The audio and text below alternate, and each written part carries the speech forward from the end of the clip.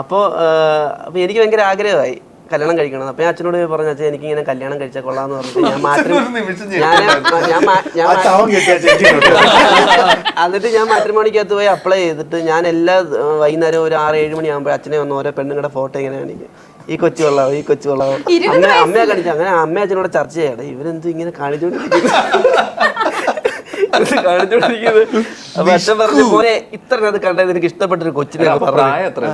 24 വയസ്സേ ഉള്ളൂ, 24 വയസ്സാവുന്നതേ ഉള്ളൂ. അപ്പൊ ഞാൻ പറഞ്ഞു, ഈ കൊച്ചിനെ എനിക്ക് ഇഷ്ടപ്പെട്ട്.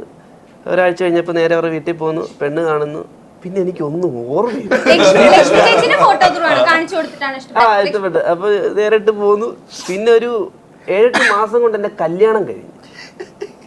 അതെനിക്കറിയാം. കല്യാണം കഴിഞ്ഞിട്ട് സഞ്ജുവിന്റെ അച്ഛൻ എടുത്ത റിസ്ക് ഒന്ന് ആലോചിച്ചു. അന്ന് കയ്യില് പൈസ ഇല്ല, ഒന്നുമില്ല, വരുമാനമില്ല, ഒന്നുമില്ല. കല്യാണം മൊത്തം അച്ഛൻ നടത്തി തന്നു, എല്ലാം റെഡിയായി. അപ്പൊ പെണ്ണ് വീട്ടിൽ എന്താ പറഞ്ഞേ? ജോലിയുടെ ചോദിച്ചാ അതൊക്കെ സഹായിച്ചു.